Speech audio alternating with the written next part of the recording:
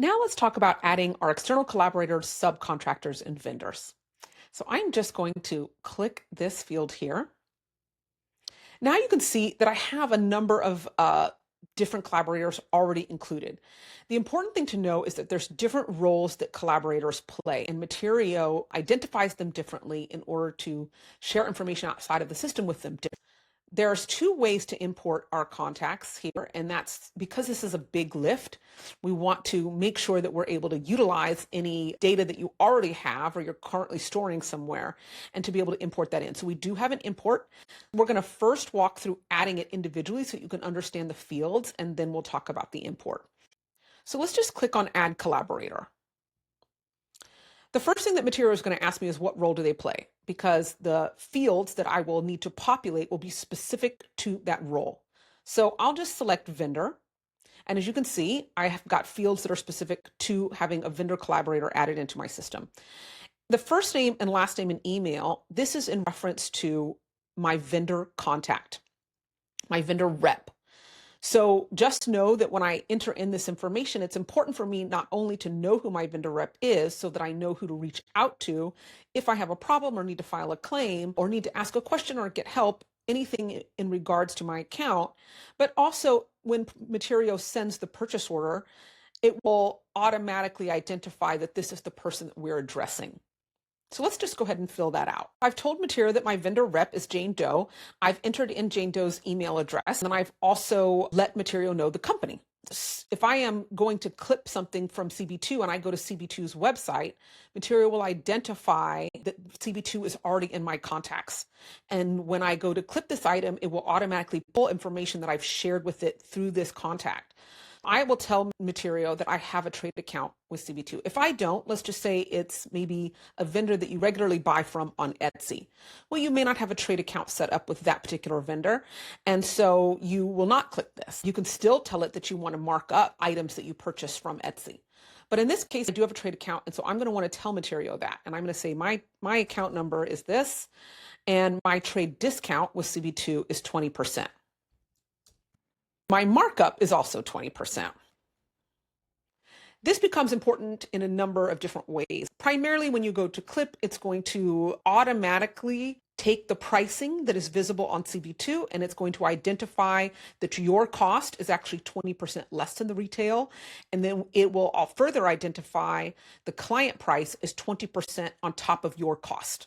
Okay, so all that will already be done for you. You do not have to do that every time. And I really feel like this eliminates the issue of needing to constantly message back and forth, asking your team members, what is our discount on this particular vendor? What is our markup on this particular vendor? Enter it once here, tell us here what your financial relationship with this company is, and then Materio will do that work for you every time you go to clip something from their website. The other thing that it's going to ask you is the ordering email. So the ordering email is where we actually want to send purchase orders. So this email is not what will be captured when we go to send a purchase order, even though we will be addressing it to Jane Doe and sending a nice little email addressed in a more personal way. The orderings email is where you want your purchase orders to be sent. Sometimes the vendor contact email and the ordering email are the same. When they're the same, just leave the email field blank here under the rep contact and include the ordering email. This is the more important one because we'll need this, of course, to send the purchase order out. Just include the one email here, and then I would go ahead and put in a note that says the vendor rep email and the ordering email are the same. So in this case, I've already told Materio that I have a trade account, that I have a discount, and that I have a determined markup. And then I'm going to choose an ordering email, which will have to be different than the one above. And I'm going to say CB2 at orders right here.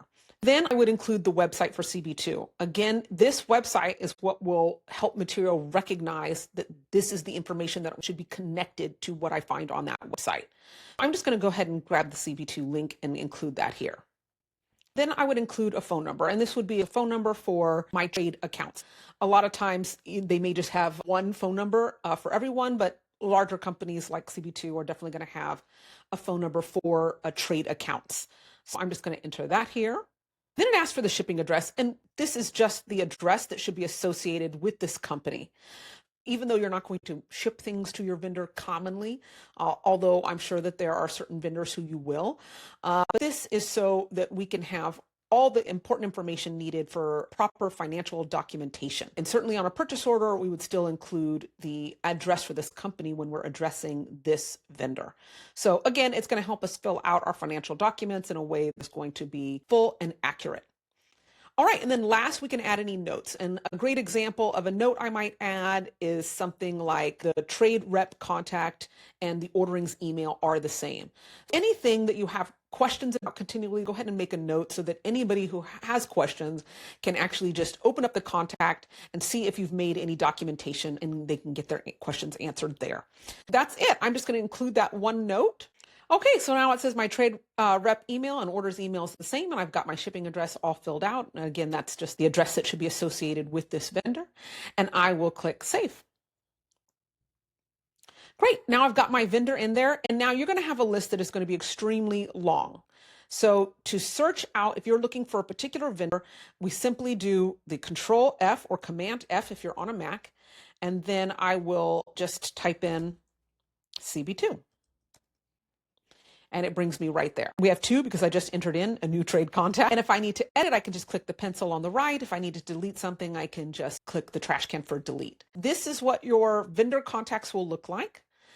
Now I want to talk about how to do a mass import for vendors. So let's just click on import.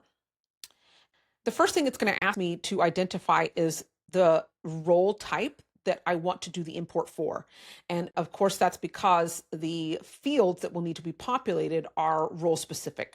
So we're going to choose vendor here, and I'll click next. And then it tells me what types of files I can upload.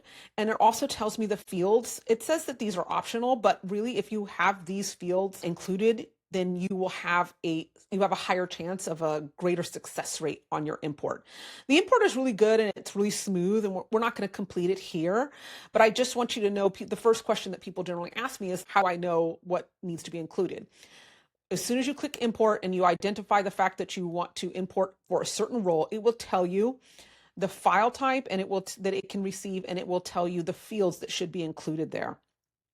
So again, this is asking the very, pertinent information that we included when we did our individual contact, which is of course the ordering email, the markup, the discount, the trade account, all those things. And a lot of times it's much easier to go ahead and edit whatever existing spreadsheet that you already have where you're holding this information and then just doing one clean import rather than just doing your import as is and then having to edit each vendor. So definitely clean your spreadsheet up and then do your import. And you'll just click browse files and you'll just pull that from your computer and it will move you through making sure that your categories or your headings are matched, and then you'll have a chance to review and then complete your import. Let's say I want to add a different type of collaborator. I want to add a service provider. Okay, so for my service provider, I have similar things. I'm going to have a contact name, email, and company. If they have a website, we want to see that here. And then their phone number and their address as well. As you can see, there's not the same fields that we were asked when we included a vendor. I'm going to be sending work to them, and it is largely going to be labor-based. So Materio identifies marking up labor in a different way than with product. So you will be able to determine how you want to handle the markup on labor in general. Here, it's just asking you for the information for this collaborator, which is a service provider, and it will identify service providers as a type of role that we can send a work order to. So again, you just fill out this information. This is fairly straightforward. Now, let's look if we chose a receiver.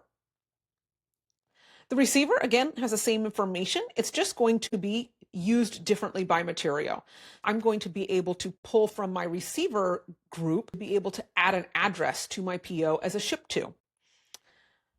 And we're just going to quickly take a look at the other two. I've got a subcontractor. The subcontractor information is the same. Nothing changes here. The general contractor is the same. Still, even though these fields are not different, just remember that the way Materio identifies them and helps you share information outside of the system is different. Okay, so that's it. I'm going to go ahead and cancel out that. I just want to touch a little bit on the import for these other types of roles as well too. So I'm going to click import, and then I'm going to choose my role, and let's say it's receiver. I'll click next.